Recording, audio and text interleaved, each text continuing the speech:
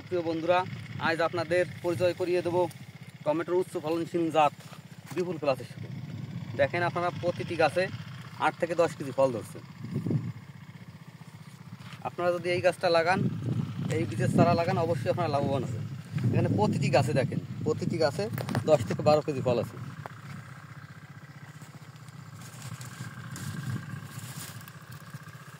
দেখেন প্রতিটি জায়গায় প্রতিটি গাছে এরকম ফল ধরছে।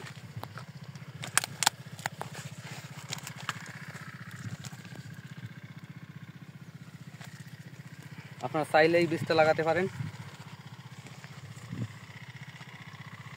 এবং এটা অনেকে মনে করে যে এটা নামি ফলনশীল, নামি হয় বা একটু ধীরে হয়, কিন্তু এটা ভুল কথা।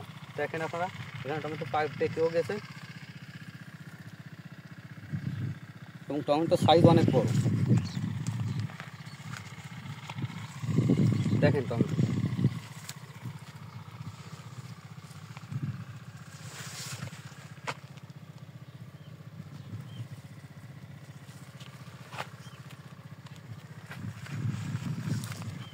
আপনারা চাইলেই এই বিপুল প্লাসের চারা লাগাতে পারেন।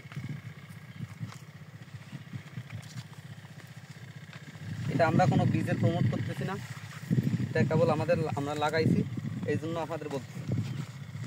এটা অবশ্যই আপনাদের উপকারের জন্য চাষি ভাইরা।